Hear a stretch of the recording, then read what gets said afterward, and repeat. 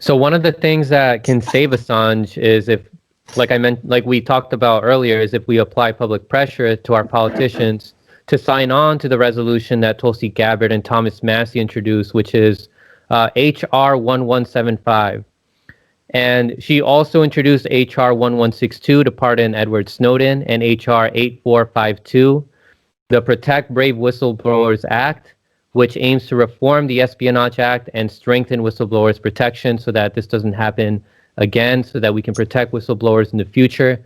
But instead of having Rose Twitter and fake progressives discussing the very important resolutions, they are still maligning Tulsi for citing Project Veritas. They're letting that take priority over these resolutions.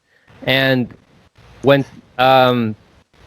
this Project Veritas video, when talking about ballot harvesting resolution that none of the fake progressives talked about until they found a reason to attack her. Like this resolution for ballot harvesting was there for weeks, and they never discussed it. It was only when they wanted to attack her. Go check it out. So an article by Fox 9, this came out revealing that Liban Osman, who was in the Project Veritas video, was offered $10,000 by community activist Omar Jamal to say that he was collecting ballots for Congresswoman Ilhan Omar. However, James O'Keefe of Project Veritas, he made a response video to the article debunking a lot of what was written in that Fox 9 video, Fox 9 article. Also, the Fox 9 article doesn't even take away the documented evidence that illegal ballot harvesting still occurred. Well, following the Fox 9 article, AOC, who hasn't mentioned Tulsi's name in years, she made a tweet. And in that tweet, she tagged Tulsi Gabbard, and she said, "You, along with everyone else who amplifies this fraudulent story, owe Representative Omar a public apology." And then Ilhan Omar replied, and she said, "Thank you, Alex. Lack of integrity from these folks is astonishing." And then Tulsi Gabbard replied, being the bigger person that she is, she tagged both of them, AOC and Ilhan Omar, and she said, the issue is not about any of us. It's about voter harvesting. Ilhan, I apologize for referencing the Project Veritas story as an example without thoroughly vetting it. Now, will you support HR 8285 to get rid of voter harvesting, which undermines our democracy? If not, why? And if I were Tulsi, I would have thrown in the 3 recent resolutions that she just introduced about whistleblowers. So what do you guys make of all this? Okay. Well, go ahead, Jess. Okay. Yeah, I mean, you know, I haven't actually had a chance to watch the video, but from what I understand from people who have watched it, like Nico House, for example, the guy says right on the video, "Yeah, I've got 20 ballots in my car," which, you know, that's illegal under Minnesota law. I think you can have 3 or something like that. But in any case, all Tulsi said was, you know, this video shows evidence of ballot harvesting in Minnesota. And, you know, there's ballot harvesting that's gone on elsewhere, North Carolina, for example, where it actually, you know, was proven to change the outcome of the election, and they had to do the election over. So it is a real issue. And you know, nobody except Tulsi and the people co-sponsoring her resolution seem to be taking it seriously. And right now, none of the squad seems at all interested in election integrity, really, to be honest. Yeah, and Misty has been calling them out. He's like, we're still waiting to hear a response from Ilhan Omar and AOC, right? Well, this is seriously one of the most frustrating things that I deal with right now. These quote-unquote progressive politicians who are all sparkle and no substance, and they're more about girls drama and snarky tweets than they are about actual issues.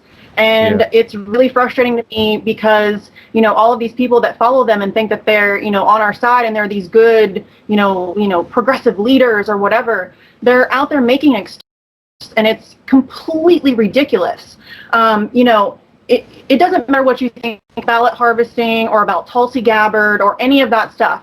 If you cannot, as a progressive, look at a piece of legislation that seeks to protect press freedom and whistleblowers and not immediately co-sponsor that, That's not a Tulsi Gabbard problem. It shouldn't matter whether or not you like her. It shouldn't matter who, introduced the legislation, or, some people are saying, oh yeah, I'm really going to support a bill by Thomas Massey, or that's co-sponsored by Thomas Massey. Yes, if it's a good bill. Are you kidding me? Are you that infantile and stupid that you can't support a good piece of legislation because you don't like the person who wrote it? Like, these are grown adults saying these kinds of things. It's ridiculous. Yeah. It's most bills sponsored by it's a nonpartisan issue. Like, protecting whistleblowers and freeing Assange is nonpartisan. Like, why are they so focused on Tulsi Gabbard working with Republicans, saying, "Oh, is she going to join the Republicans now?" Like, even if she did, it would be a good thing, because then she'd be moving the Republican Party to the left, giving them. Embarrassed that the Republican Party is the only ones speaking about it. They should be embarrassed that Democrats aren't leading the charge on this, rather than criticize her for teaming up with Republicans. That's an embarrassment to them that they're not the ones leading the charge on this. Yeah, exactly. It's so absurd. Well, okay, also remember, right, Tulsi's on her way out, yeah? So Tulsi can no longer, right, make a bargain, say, yo, down the line when you need a vote, right, I got you, right? Yeah, so her negotiating power has gone down. Also, notice that, unfortunately, right, the fact that she only got 1% in, like, New Hampshire, whatever the number was, right, yeah, shows that she doesn't have good political strength. So, unfortunately, right, yeah, they're kind of taking an opportunity to stab her. Why? Probably, right, it doesn't, you're like, are they infantile? No. They're very calculating, they're intelligent, right, yeah. They're trying to get brownie points with Pelosi and crew. You know what I mean? They're trying to say, look, we shed off Tulsi, the one that you hate so bad. And honestly, some of that is really our responsibility. You know what I mean? If we had done a better job of showing Tulsi's support, if we had done a better job of showing that we have numbers that have to be respected. Now, the thing is that understanding the ground game here in New York, right, because I run the ground as well. So the thing is that Justice Democrats have an incredibly strong operation. The thing is that just to call people back after they had already won, right, they had more than 10 phone bankers on staff. On the day of the election, I don't think we had 10 people from New York calling for Tulsi Gabbard on the day of the primary. You know what I mean? So in New Hampshire, because we went to New Hampshire to make those calls, to help them out. So I'm just saying, like, you know what I mean? Like, you got to respect the real, power is power. And on the ground, if you got it, you got it. And if you ain't got it, then you got to just fucking take it and eat it. Yeah, I'm gonna read some of the comments that you guys replied to, because Jeff and Misty were very active here. So, Jeff, you replied to Ilhan when she was thanking Alexandria Ocasio-Cortez. You said, "I hope you're not including Tulsi in these folks," as in she was saying that these folks lack integrity. And you said, because she never accused you of anything, and she defended you unequivocally when not only Trump, but some of your Democrat colleagues falsely accuse you of anti-Semitism. Yep. Yeah, and I included a tweet from her defending Ilhan Omar. Yeah. So, do you want to add on to anything about that? Well, yeah, just that. I mean, you see all these, like all the smear artists come out of the woodwork anytime Tulsi Gabbard's name comes up with anything, and so they trot out she's Islamophobic smear, and she's like, she backed Keith Ellison, a Muslim, for DNC chair. She, obviously she's against bombing Muslim countries. That's something, right? She's been out front on promoting religious freedom and religious tolerance throughout her career in Congress in every way imaginable. That's like one of her big issues. And she has a lot of support from the Muslim community because of that. Yeah, and then in response to what Tulsi tweeted out, Misty wrote, "I'm sure they'll do that and then co-sponsor your incredible legislation protecting press freedom and whistleblowers." Right, AOC? Right, Ilhan? I don't have much hope that they will. And I think that's crossing the line, and it's completely unforgivable. It's unforgivable at this point. They're indistinguishable from liberals now. The only difference is that they support Medicare for all, in which right-wing politicians in other countries support. Her three bills, of her three... Go ahead. Oh, I was just going to say, that's where I kind of disagree when, you say that we didn't support Tulsi enough, or you know, you have to have political power to support these issues. You can't put this on voters. I mean, elections aren't fair anyway. Second of all, Tulsi was slandered and smeared, and I mean, she got hammered. It wouldn't have mattered how much support that and I wasn't a Tulsi supporter, but it really wouldn't have mattered how much you supported her. She was going to get trashed. And it's not really up to the voters to do this kind of thing, especially when we have people who are claiming to be progressive politicians, who, when they want to get elected, talk all about, you know, challenging the establishment and, you know, really trying to make a difference. And then as soon as they get in there, they're calling Nancy Pelosi mama bear. So, you know, it's not on the voters, it's on these politicians who, this is a no-brainer issue. I shouldn't have to beg Alexandria Ocasio-Cortez and Ilhan Omar to support something this basic. This is a basic level freedom. And this is, you know, a very dangerous court. I agree that's fucked up what AOC is doing, like on the this not addressing the thing is fucked up 100%. And I also like to bring attention to Massey's not the only one. There was another guy like Markey or something who promoted the other HR. Yeah, Republicans are stepping in. I like what you said earlier, right? Yeah, that it's not about party, it's not about a certain person, it's not about Tulsi. In the end, it's about the issue. And whatever Republicans, Democrats, Libertarians, whoever jumps up, I'm with you. I'm with you. Yeah, and then like they still haven't replied, and now we see like both AOC and Ilhan were like cheering on Kamala Harris during the VP debates. Like, come on, like this is the person you're supposed to be fighting against. She's showing seriously. Yeah, and I just ask, what is their purpose? What is their purpose? Like what is the purpose? There, if you want to claim to be progressive to get elected, and claim you're gonna challenge the establishment, and then you don't, what is the point in electing progressives? What's the point in phone banking and donating to, and they're just going to turn around and start capitulating to corruption almost immediately. So what is the point? What's the point? Yeah, like the whole purpose of Justice Democrats, like when Kyle Kulinski and Cenk Uygur first launched it, Kyle Kulinski was saying the whole purpose is we're not here to make friends, we're here to replace you, and we're going to fight you. But we're not seeing that. Like they're making friends with the people they're supposed to be fighting against, who are representing the oligarchy, the corporations that are oppressing the people. So like you said, Misty, like you were asking, like, what's the point? There is no point. It's just to make people think that they're being represented when they're actually not. And we need to make that more aware so that we can get these people out, get AOC, get Ilhan out of there. Yeah. I mean, actually, go ahead. I heard that AOC has finally decided to come out and call for banning fracking after being in Congress for 2 years. She came in campaigning on Tulsi's climate change bill, which does call for a ban on fracking, and then she introduced this stupid Green New Deal resolution that doesn't ban fracking, doesn't ban nuclear power, doesn't call for ending fossil fuel use till 2050. And now, after 2 years in Congress, finally she decides she's against fracking. Like, hello, you're supposed to be also, Jeff, what's funny is she was also head of the task force on climate change, the Biden-Sanders task force, the super task force that got nothing accomplished.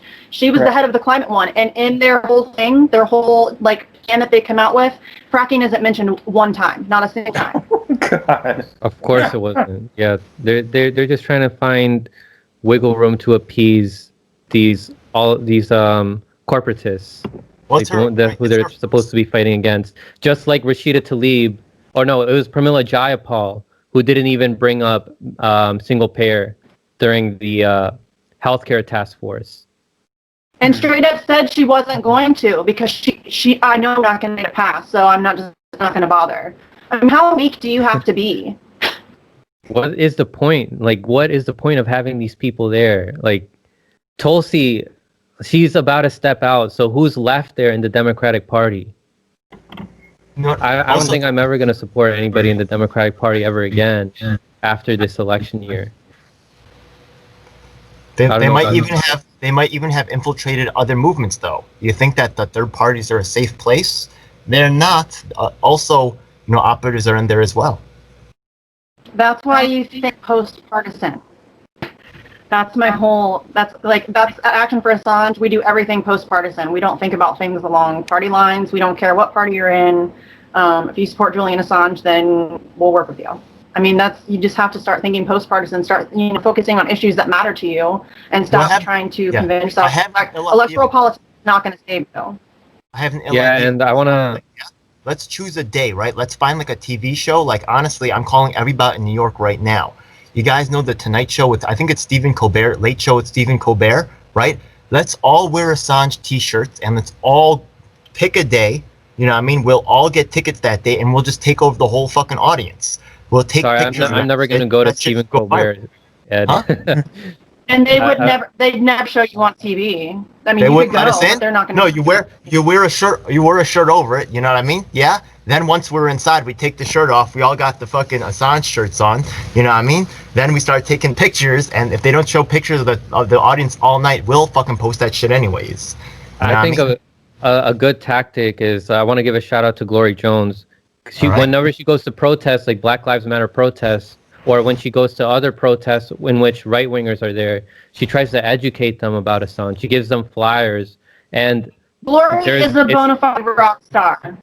Yeah, and she has a lot of Republicans and right-wingers to agree with her, which shows how much of a nonpartisan issue this is, which is ridiculous why politicians like AOC and Ilhan Omar and Bernie Sanders don't speak out about this, because they could gain support from not just people within their party, but people outside of their party. Yep. I think they're scared. Of what? Like, were they threatened? Like, what is it that they're scared of? Just being outcast in like their political circle? There's a lot of ways to get to people. Okay, the thing is that after a while, right, you set up an office, then you have, right, the thing is that if you have a business, you eventually have employees. So the thing is that, right, sometimes you make certain decisions that you're not really comfortable with, but you got to keep the company alive, right? Because otherwise you got to fire these employees, you know what I mean? So sometimes you're caught between bad and worse. And there's ways that they can get to them through their family or other things like that they care about. Look, Tulsi is a 2-time war vet, you know what I mean? Yo, AOC is like a bartender, you know what I mean? You can't expect AOC to have that. Maybe Bernie Sanders, I get that, you know what I mean? He's an old-timer, you know what I mean? But AOC's a new Jack on the hill, you know what I mean? She's probably getting duped left and right by these old-timers, you know what I mean? It's her first time up. Yeah, I think you're giving her way too much credit, though. Like, she's not just some dumb bartender who's I mean, she interned for Ted Kennedy. She's not dumb. Yeah. She very much knows what she's doing. She's a very shrewd politician. She knows exactly what she's doing. She's good. You know, this isn't like you on the block. She just cares more about her career, and she cares more about her party. She doesn't care about people. So what happens if she does the right thing? She goes out like Tulsi Gabbard? Well, what is the point of her if she doesn't do the right thing? Like, why are we electing her to Congress if she's not going to make waves and actually fight back? What's the point? That doesn't serve any purpose. She finally said stop fracking, right? Yeah, but that doesn't really help at all. I know. Like, that's the bare minimum. I'm with you. That's so weak. It's so weak. I mean, and literally the day after she got elected, she started walking back some of her biggest platform positions and, removed DSA from her Twitter bio. And I mean, she has been fully engulfed by the machine. If she wasn't already before she even ran, she put on an impressive show. I'm not convinced that she wasn't already, set up to be where she's at. Yeah. Ed, I understand. Like, I get what you're trying to do. Like, you're trying to understand like why AOC is doing it, and it's fine to understand, but that doesn't mean we can't try to change her and try to put pressure on her so that she does the right thing. I agree. We should. I like what you guys are doing. I think we also have to provide some benefits too. Yeah. What can we do to like make it more attractive for her to want to help Assange? I mean, Save Press Freedom's a good start. Yo, I'm in your district. I'll start handing out Assange stuff in your district. Yo, what up, son? Yo, why is AOC ignoring Assange? You are in that area, right? Right, Ed? I'll make a video too. Try to inform as many people as you can in your area. Right in her district where they vote for her. I'll do this. Oh, this is fun. Yeah, well, I don't have much hope with AOC or Ilhan. I think they're going to continue to move further and further to the right. There's some, and now that Assange in our district, I guarantee she's gonna hear about it. I don't have much hope with her. She's gonna do what Nancy Pelosi tells her to do. Now that Bernie's gonna be out of the picture very soon, Like he's gonna retire. She's just gonna keep moving further and further to the right, and she's just gonna become more and more indistinguishable from the liberals, and it's quite frankly really sad because we had so much hope in her. There's people that were very enthusiastic for her, but this right here, her ignoring Assange, not even acknowledging his existence, that is completely unforgivable, and this is just crossing the line. I'll never forgive her. I will never forget any of the neo-progressives like TYT or David Dole who think it's a priority to attack Tulsi over even acknowledging anything that's happening with Assange right now, without us like pressuring them. Yeah, they help perpetuate what's happening to Assange by pushing Russiagate, and they're 100% responsible for pushing that crap. Totally. What if one day they see it and then they feel bad and they apologize, they start trying to help us? I don't think it's likely. I never trust them. I don't think it's likely. I think that they're really stuck in their bubble where they still have this mentality of wanting to be part of the mainstream media club. And you can tell by the things that they talk about. They just talk about whatever the mainstream media talks about, and then they try to put their own neo-progressive spin to it, right, guys? Well, yeah. They took Jeffrey Casper for me. So. Did you guys hear Mehdi Hassan has moved on from The Intercept to MSNBC and NBC? Yeah, and then Glenn Greenwald retweeted that. For years. Yeah, his entire career thus far has been an MSNBC audition tape. So go, Maddie. Way to go, buddy. You did it. People were congratulating him. I was like, that's nothing to be that's not a good thing. What Glenn Greenwald said? Oh, Greenwald, of course. Greenwald's not going to call him out. I'm going to get Richard Idris here so you can get the last word on this whole Tulsi AOC stuff, and then we can talk about the next story here. Hell yeah. Oh, there he is. But yeah, you guys all, like, you brought up really great points. We just have to keep calling them out, keep exposing them so that more people see how much of a fraud they all are. That's what it's about when I tweet at AOC or Ilhan Omar. It's not that I think they're going to say anything. I know they're not.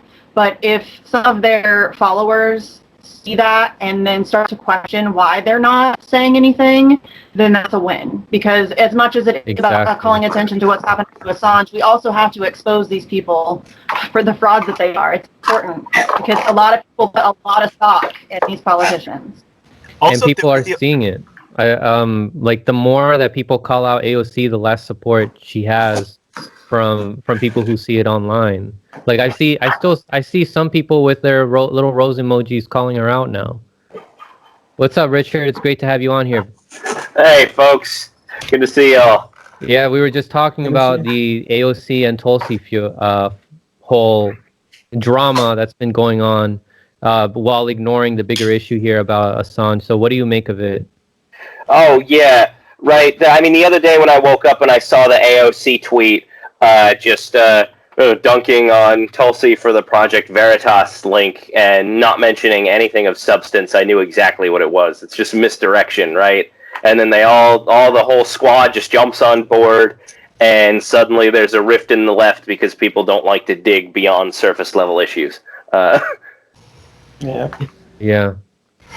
Yeah, actually, one thing I just want to mention before we go on is the thing is that, okay, I don't know if you guys ever saw any of the videos that I did with Mark Saffman. He's a guy who's legally blind and he has severe hearing loss. There's no legally deaf, yeah?